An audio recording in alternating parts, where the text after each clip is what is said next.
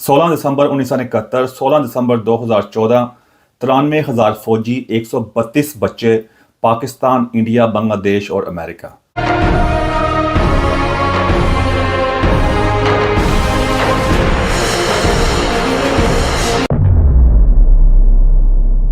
आज आपके सामने जिन दो अफसोसनाक वाक़यात के बारे में बात करने की कोशिश करूंगा, उसके बारे में काफ़ी दफ़ा बात हो चुकी हुई है। और ये दिन जो है वो कल गुजरा है। उस बारे में अक्सर लोगों ने ब्लॉग्स वगैरह बनाए हैं और कहते हैं न्यूज़पेपर में आपने काफ़ी चीज़ें सुनी होंगी। हर साल इस तरह का ये डे आता है, लोग इसके बारे में बात करते हैं, भूल जाते हैं। कोई बात नहीं कि पाकिस्तान पहली कौम नहीं है जिनके ऊपर इस तरह के वाक़यात हुई हैं। तकरीबन हर किस्म की कौम में इस तरह के वाक़यात आते होते हैं। मैं अक्सर कहता हूँ कि इंसान गलती से नहीं मरता, इंसान गलती पर कायम रहने से मरता है। पाकिस्तान का जो माजी है, पाकिस्तान का जो जो जो प्रेजेंट है, जो हाल है, जो फ्यूचर है, इन दो डेट्स के दरमियान जो है, आप इनको अच्छी तरह स्टडी करें तो आपको पता चल जाएगा पाकिस्तान का माजी किस तरह का रहा है, पाकिस्तान का हाल क्या और पाकिस्तान का मुस्तकबिल जो होगा अनफॉर्चुनेटली वो किस तरफ जा रहा है। सबसे पहले बात करते हैं 16 दिसंबर 1971 की, यानी 16 दिसंबर 1971 की। ये वो दिन है कि जब पाकिस्तान दो हिस्सों में तकसीम हो गया था, जब पाकिस्तान के 93,000 फौजियों ने हथियार डाल दिए थे और इंडिया की फौज ने उनको उनको कहते हैं अपनी हिरासत में ले लिया था। और ये दूसरे जंग अजीम के बाद सबसे बड़ा सरेंडर था, यानी जितने फौजियों ने हथियार डाले थे, ये अपनी नौयत का सबसे बड़ा वाक़या था दूसरी जंग अजीम के बाद।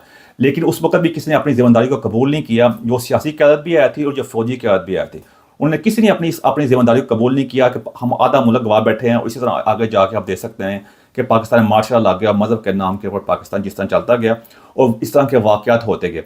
उसके बारे में ज़्यादा वाक़यात बात करने की कोशिश नहीं करूँगा। आपके स्क्रीन पे इस वक्त वीडियो भी चल रही होगी जिसमें आप देख रहे होंगे कि किस तरह कहते 93,000 फौजियों ने अपना कहते हथियार डाले थे। जो स्क्रीन पर आपको 93,000 फौजी नज़र नहीं आ रहे होंगे, लेकिन ये थोड़ा सा आपको वाक़यात हैं, ये ऑनलाइन सारी वीडियोज़ मौजूद हैं, आप जाके इन सारी वीडियोज़ को चेक भी जाकर कर सकते हैं।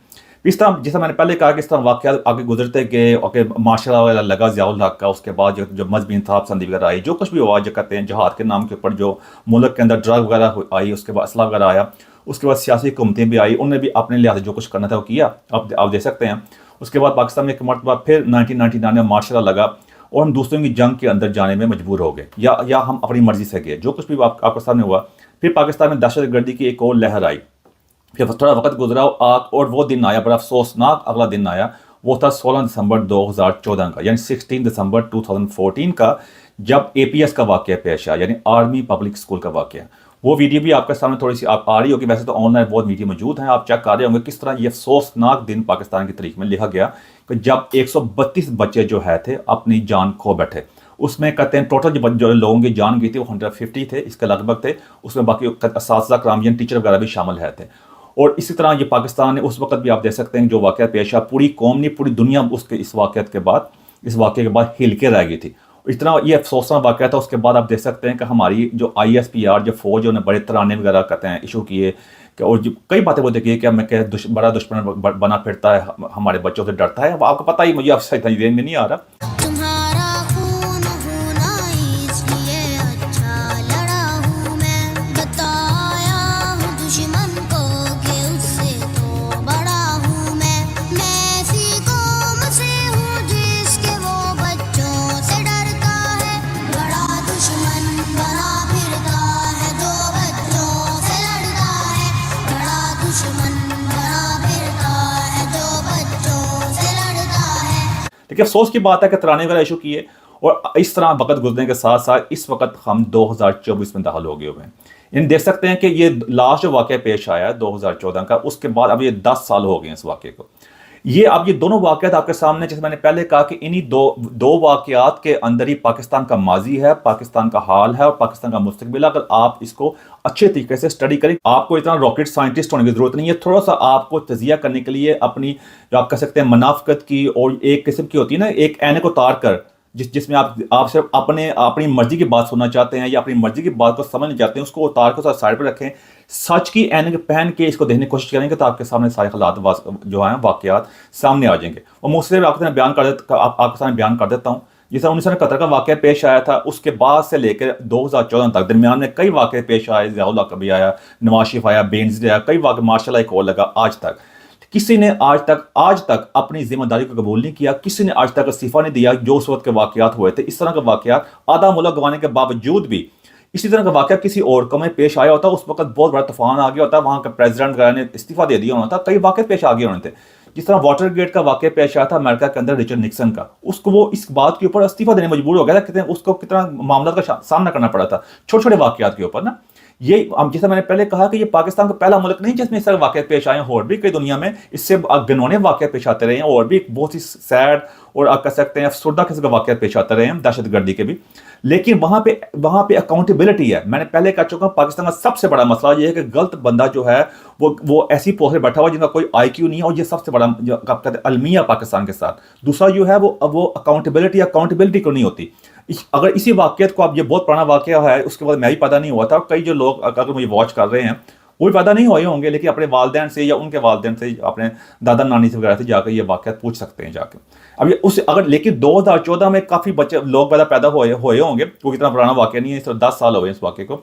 लेकिन इस सारे दौरानिए के दरमियान जो है हमने एक भी चीज़ नहीं सीखी।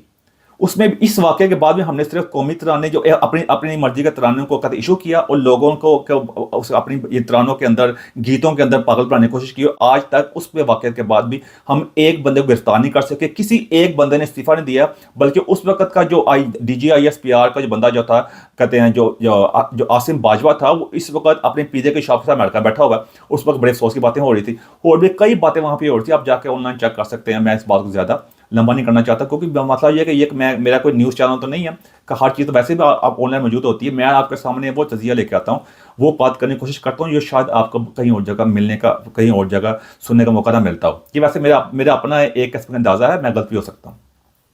तो उसके बाद भी, उससे वक्त के 10 साल गुजरने के बाद भी किसी भी सियासी क़यादत ने और ये फौजी क़यादत ने उन बंदों को पकड़ने की कोशिश नहीं की, बल्कि जो बंदे पकड़े गए थे वो जेल से भाग गए या उनको भगा दिया गया, और इस वक्त बिल्कुल वो कहते हैं भागे हुए हैं, उनका नामो निशान भी नहीं है। ये दो चीज़ें हैं जिससे हम बहुत कुछ लर्न कर सकते हैं। इसमें अब मैंने अमेरिका के बारे में बात की है, गुंटानामो जो मबे है उसके बारे में आपने बात सुनी कि बड़ी बदनाम ज़माना किस्म की जेल है। जब सितंबर 11 का वाक़या पेश आया था अमेरिका के अंदर, अमेरिका ने आके कदे अफगानिस्तान में हमला किया, बड़ा कुछ वहाँ पे हुआ, इराक के अंदर वॉर वगैरह भी, जो कुछ भी होना था वो हुआ उसके अंदर।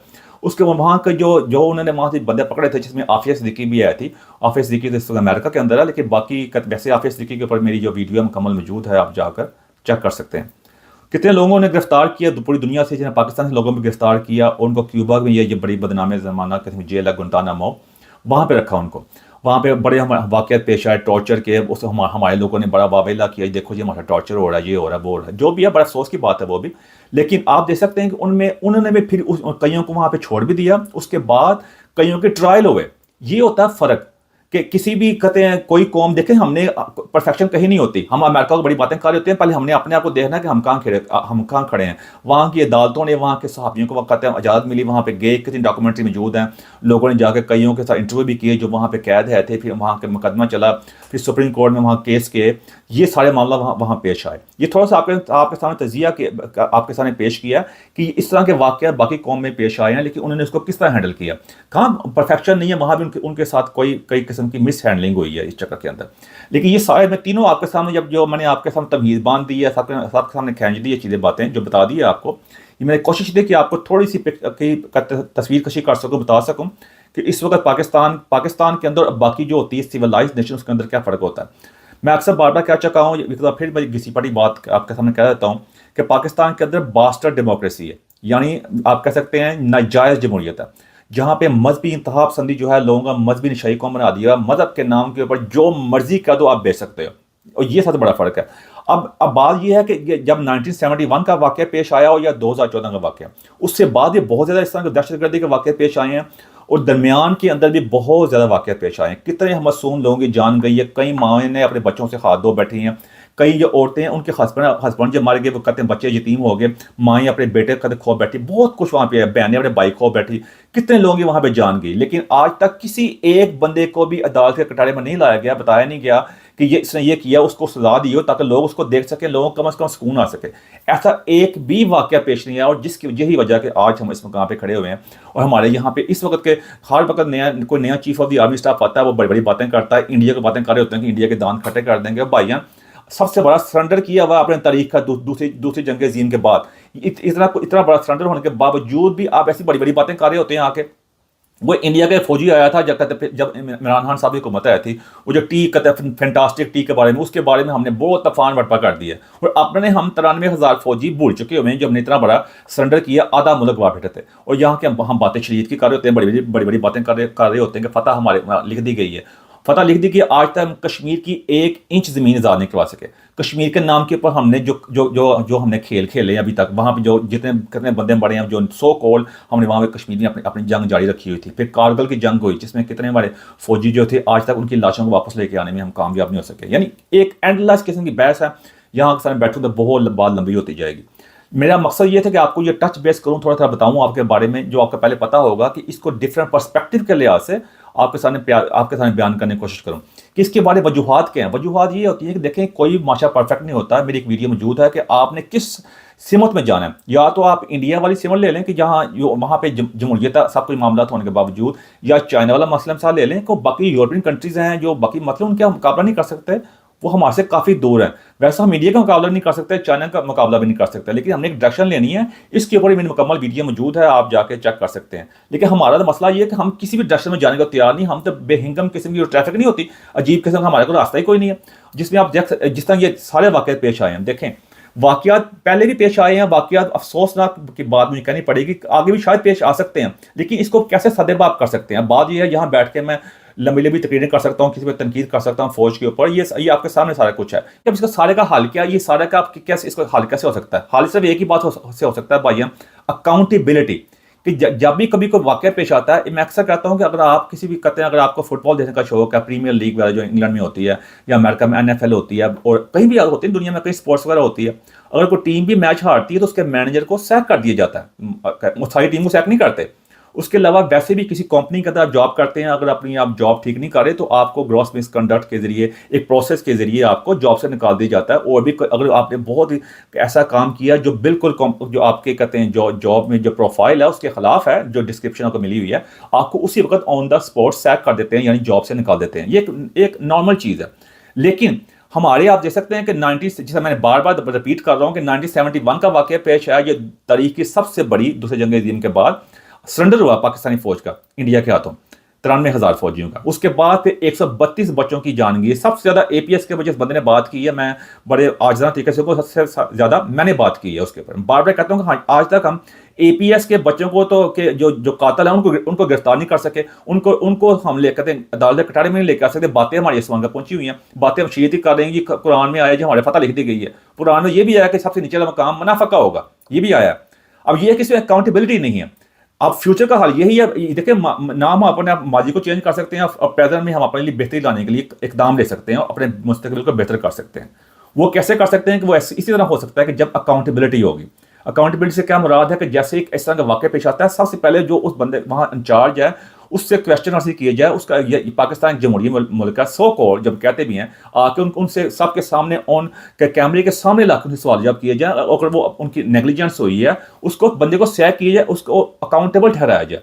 यही सबसे बड़ी बात है। यही इसी वजह से हम आगे बढ़ सकते हैं। और यही एक चीज़ है, एक ही पॉइंट है, बाकी चीज़ें बाकी साथ है, साथ चलेंगी।